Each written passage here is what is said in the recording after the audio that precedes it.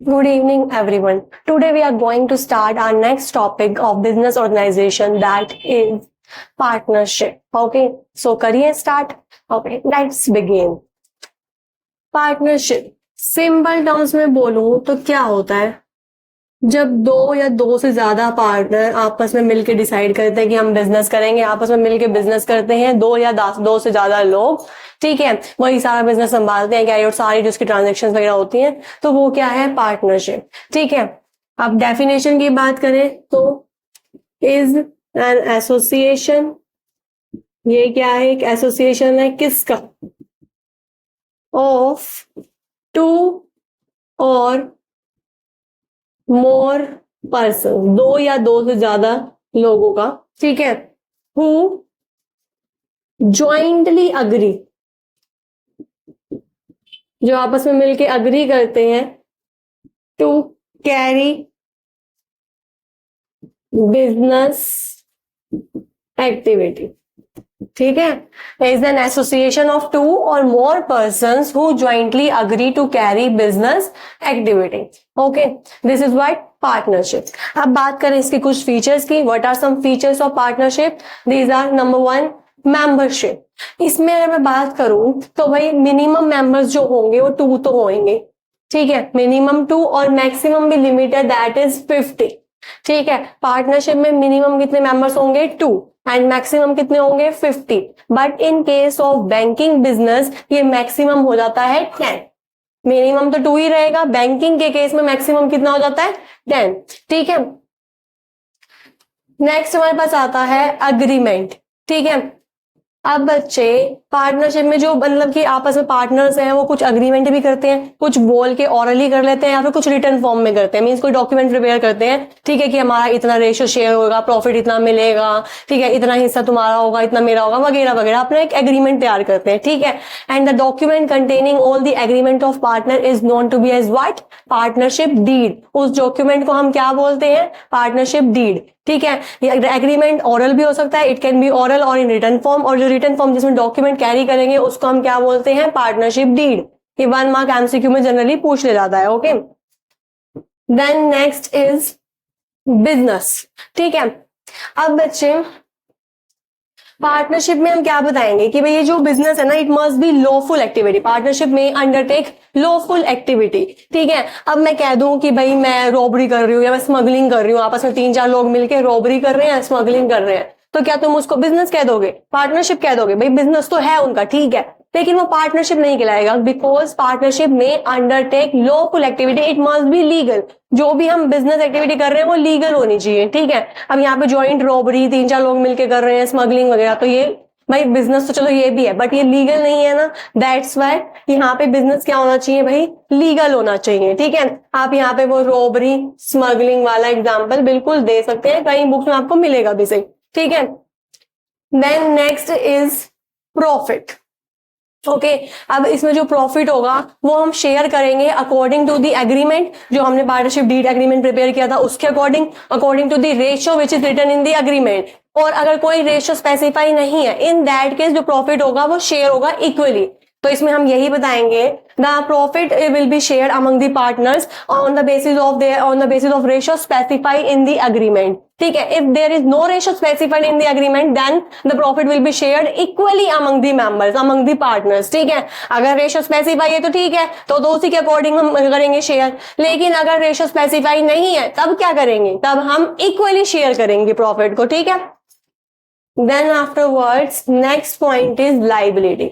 देखो बच्चे, हमने अभी तक 2 फॉर्म ऑफ ऑर्गेनाइजेशन पढ़ी थी, sole proprietorship and Hindu undivided family, right, जिसमें कि सोल प्रोप्राइटरशिप में प्रोप्राइटर की लाइबिलिटी क्या होती है? अनलिमिटेड होती है। ठीक है, मतलब अगर की लॉस होगा बिजनेस में, तो अगर हम बिजनेस एसेट सफिशिएंट नहीं होती, इन दैट केस हम अपनी पर्सनल एसेट भी देनी पड़ जाएंगी। यही तो मतलब होता है अनलिमिटेड लाइबिलिटी का, है ना।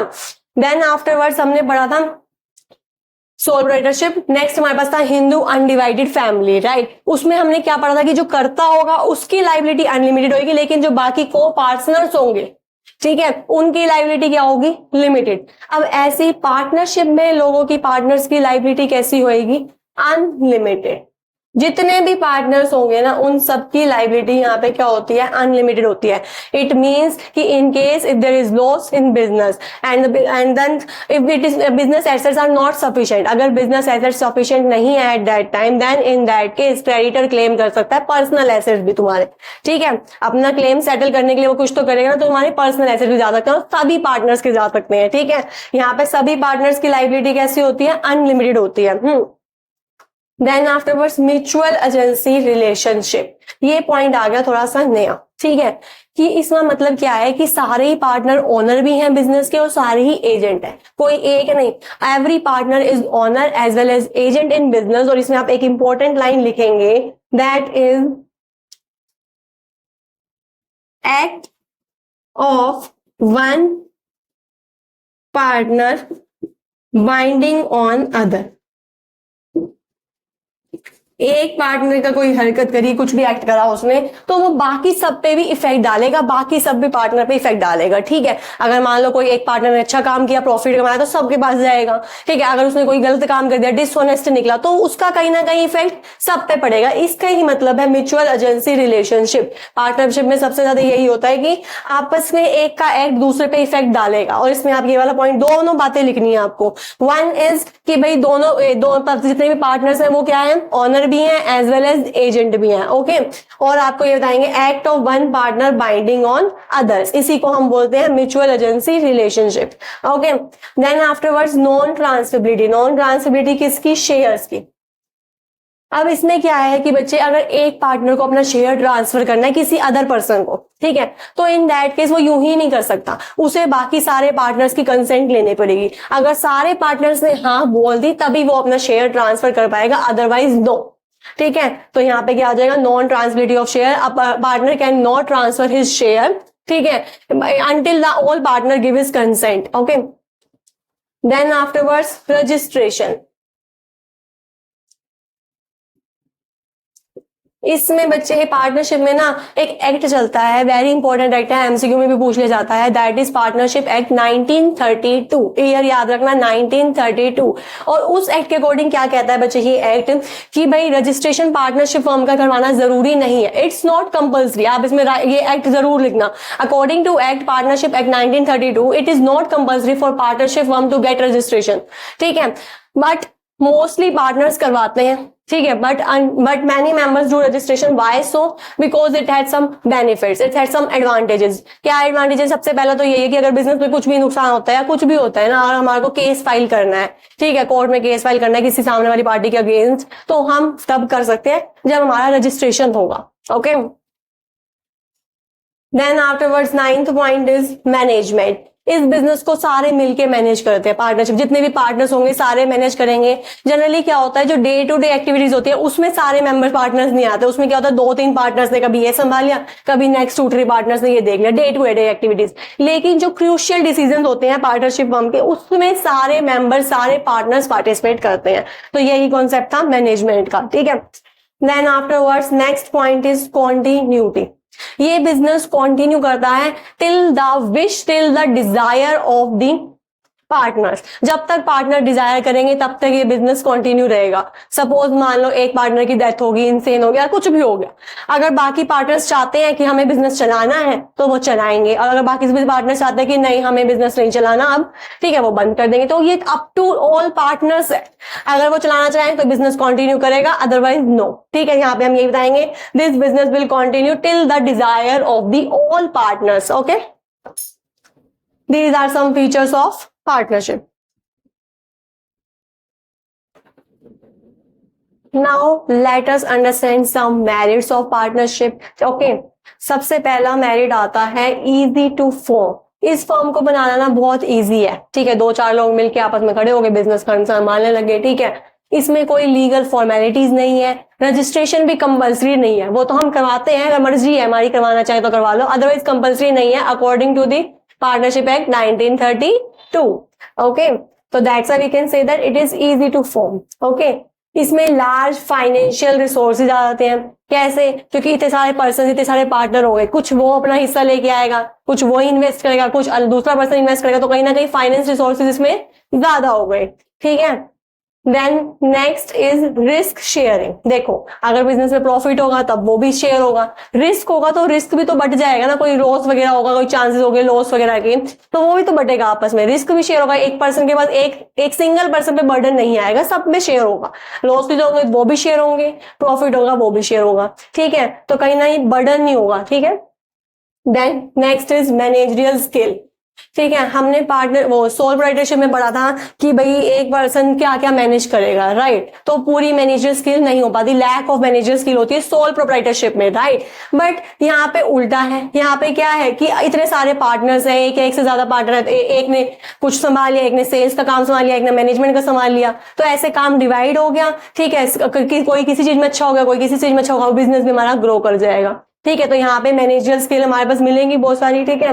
Then afterward division of work, ठीक है, पार्टनरशिप में क्या होता है कि वर्क डिवाइड हो जाता है, ठीक है, जैसे कि हमारा सपोज मान लो फर्नीचर मैन्युफैक्चरिंग का बिजनेस है, मान के चल रहे हैं हम, ठीक है, तो क्या होगा, एक पर्सन वुड कटिंग का काम संभाल लेगा, एक पर्सन उसके शेप देने का काम संभाल लेगा, एक पर्सन उसे फिनिशिंग टच देने का काम, तो काम डिवाइड हो गया ना आपस में, ठीक है। सिमिलरली बैंकिंग एग्जांपल ले लो, एक पर्सन कैश वगैरह संभालता है, दूसरा पर्सन आगे कोई और काम संभालता है, ठीक है, तो क्या है आपस में वर्क डिवाइड हो गया ना, इट लीड्स टू स्पेशलाइजेशन। जब वर्क डिवाइड हो जाएगा तो स्पेशलाइजेशन आएगी, ठीक है, काम और अच्छा हो पाएगा, एक पर्सन बार बार वही काम करे जा रहा है रिपीटेड बेसिस पे, तो वो उस पर परफेक्ट हो जाएगा, ठीक है, पूरा बिजनेस भी अच्छे से चलेगा हमारा। तो क्या होगा, डिवीजन ऑफ वर्क होगी। आप इसमें कोई सा भी एग्जांपल दे सकते हैं फर्नीचर मैन्युफैक्चरिंग का, या अपनी तरफ से कोई और भी बना सकते हैं, ठीक है, थोड़ा इस पॉइंट को एक्सपेंड करने के लिए।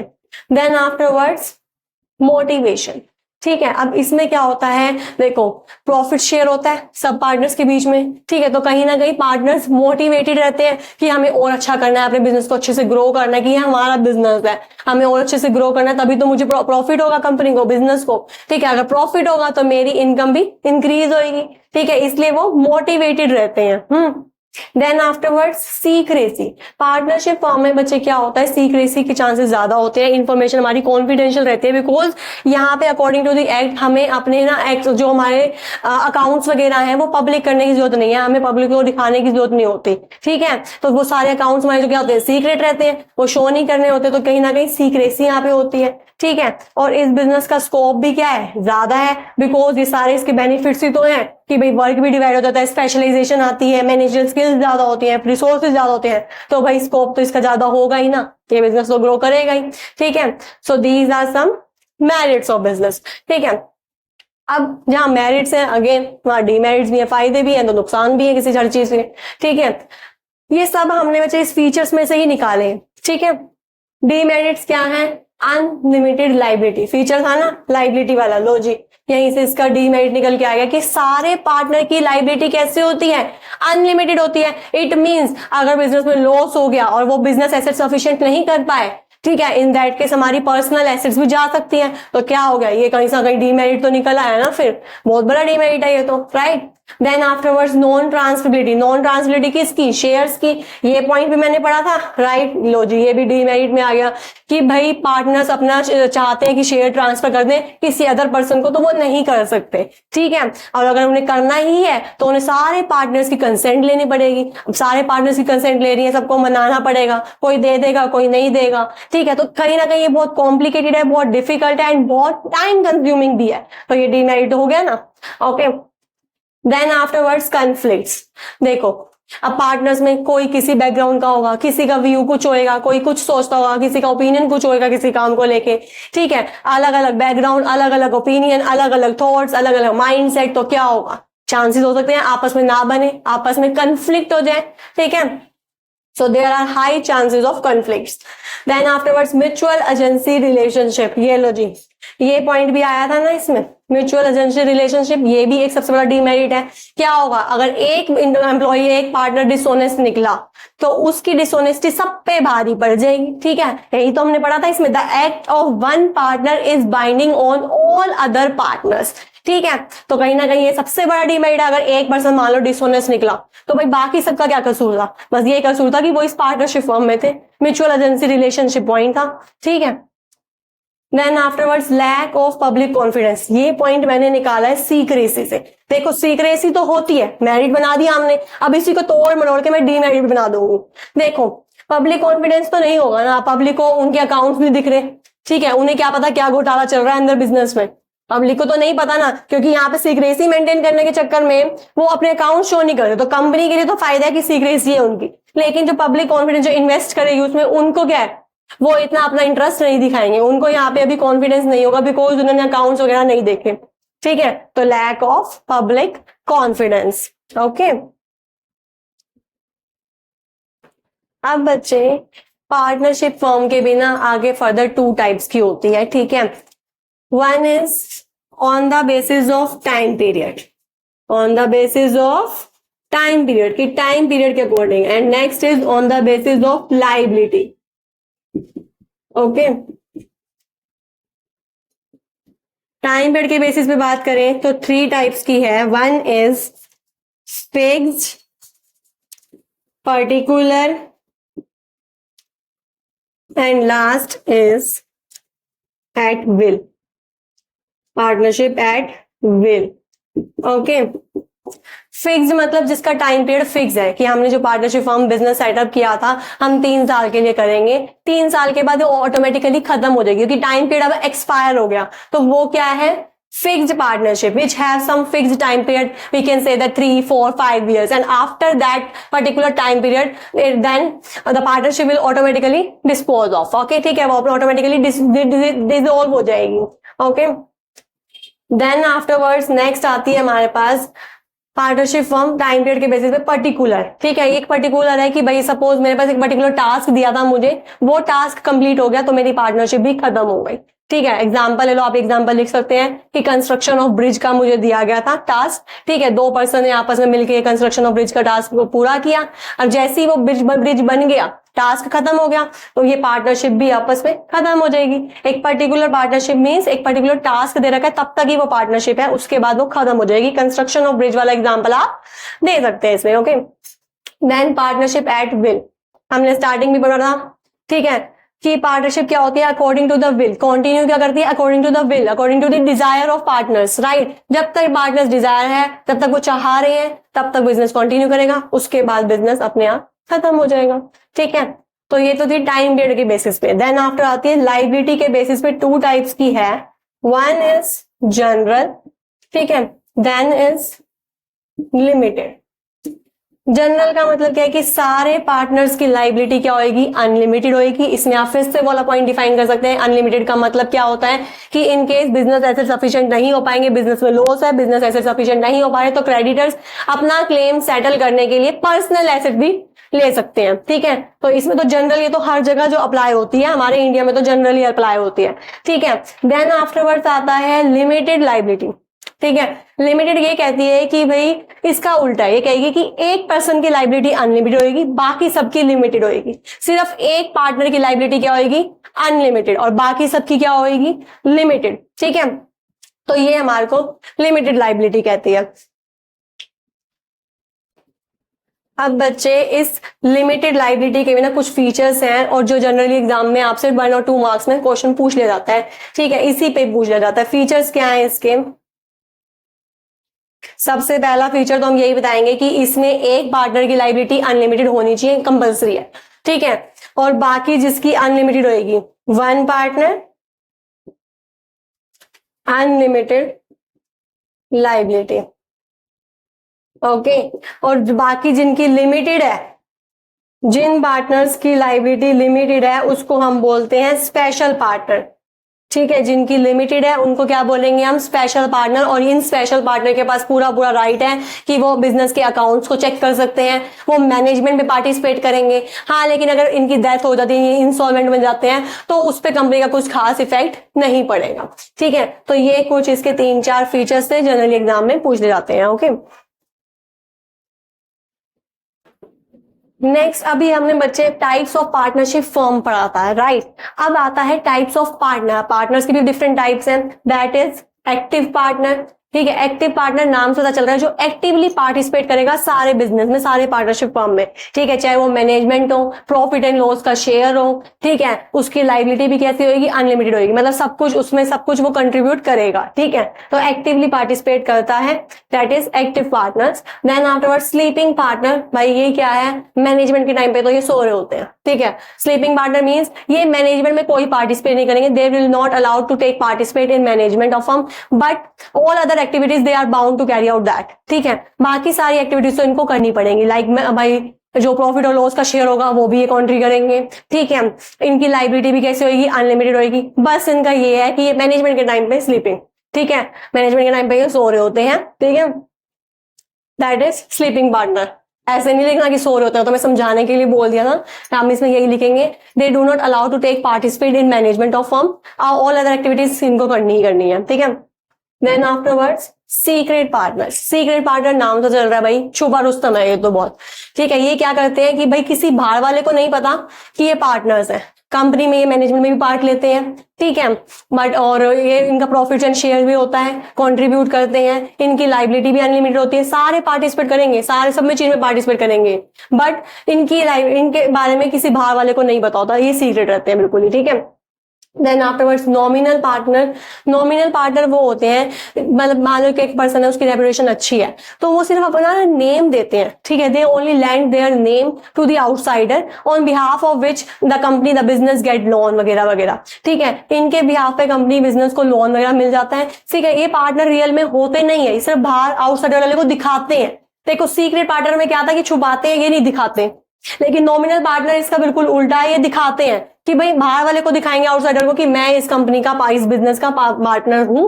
ठीक है, मेरे बिहाफ पे इसको लोन दे दो, उसकी रेपुटेशन अच्छी है तो कंपनी ने, भाई आउटसाइडर ने बिलीव करके इसको लोन दे दिया। ठीक है, सिर्फ ये दिखाते हैं। ओके, इसके बिहाफ पे इनको क्या होगा, लोन मिल जाएगा। ओके, और अब क्या होगा, इनकी लाइबिलिटी भी यहाँ पे अनलिमिटेड है। ठीक है, इनको कोई शेयर प्रॉफिट नहीं मिलेगा, प्रॉफिट लॉस शेयर में कुछ इनको नहीं करना। ठीक है, कोई एक्टिव पार्टिसिपेशन नहीं करना मैनेजमेंट, क्योंकि ये पार्टनर स्टोरी नहीं है, तो सिर्फ बाहर वाले को दिखा रहे हैं। हाँ, अगर ये हुआ कि भाई जो बिजनेस वाले बाकी पार्टनर्स हैं वो अपना लोन नहीं चुका पाए, तो भाई आउटसाइडर फिर इस नॉमिनल पार्टनर को पकड़ेगा, क्योंकि भाई तेरी गारंटी पे हमने दिया था, अब तो तू आ जा भाई हमारे हाथ में, तू पे कर। ठीक है, अब बच्चे, अभी मैंने बताया था कि नॉमिनल पार्टनर होते हैं जो सिर्फ आउटसाइडर को दिखाते हैं कि भाई मैं पार्टनर हूं, एक्चुअल में वो पार्टनर नहीं होते। इसके भी फर्दर 2 टाइप्स हैं, nominal partner by estoppel and by holding out. Nominal partner by estoppel क्या होता है, जो पार्टनर खुद एक्सेप्ट करते हैं, अपने मुंह से बोलते हैं कि यस मैं पार्टनर हूं इस बिजनेस का। ठीक है, मेरे भी हाथ पे तुम लोन दे दो, ठीक है, ये पे कर देंगे, अपनी गारंटी देते हैं। ठीक है, वो एक्सेप्ट करते हैं कि मैं पार्टनर हूं, ठीक है, आउटसाइडर के सामने, और इन केस अगर कोई लॉस वगैरह होता है तो वो पे भी करेगा, वो पकड़ा भी जाएगा। ठीक है, बट यहाँ पे nominal partner bye holding out में क्या है कि भाई वो एक्सेप्ट नहीं करते, वो खुद नहीं बोलते अपने मुंह से, ठीक है, कि भाई मैं पार्टनर हूं, लेकिन अगर कोई दूसरा सामने वाला कोई बोल रहा है कि हाँ ये कंपनी का पार्टनर है, ये बिजनेस का पार्टनर है, तो वो मना भी नहीं करते। ठीक है, कितने समझदार है, देखो खुद अपने मुंह से बोलते भी नहीं है, कोई सामने वाला बोल रहा है तो उसको मना भी नहीं करते कि भाई ऐसे कैसे बोल दिया, मैं तो नहीं हूं पार्टनर, वो मना भी नहीं करते। फिर से इनके बिहाफ पे फिर भी लोन मिल जाएगा। और इसमें भी क्या होगा कि अगर वो लोन पे नहीं कर पाया, आउटसाइडर की नॉलेज में तो यही है ना कि भाई इसके बिहाफ पे मैंने लोन दिया था क्योंकि तूने मना नहीं करा था। ठीक है, एग्जाम्पल ले लो, मिस्टर ए ने लोन के लिए अप्लाई किया आउटसाइडर को, ठीक है, और उस टाइम पे मिस्टर एक्स भी बैठा था। एक्स क्या था, nominal partner bye holding out था। ठीक है, मिस्टर ए ने कहा कि भाई मुझे लोन दे दो, ठीक है, मिस्टर एक्स के बिहाफ पे, मिस्टर एक्स भी मेरा पार्टनर है। मिस्टर एक्स ने मना नहीं करा, ना उसने कहा खुद मुंह से कि मैं पार्टनर हूं, बट उसने मना भी नहीं करा, उसने डिनाई नहीं करा। अब आउटसाइडर तो यही समझेगा ना कि भाई हाँ ये पार्टनर है, और उसने बिहाफ पे लोन दे दिया। इन केस अगर मिस्टर ए लोन नहीं चुका पाया तो भाई आउटसाइडर किसको पकड़ेगा, मिस्टर एक्स को, क्योंकि वो क्या था, nominal partner bye holding out, उसने तो कहा ही नहीं था कि मैं पार्टनर नहीं हूं, right. So this is the whole concept of partnership. Okay, मिलते हैं नेक्स्ट क्लास में, तब तक के लिए thanks for watching, bye bye.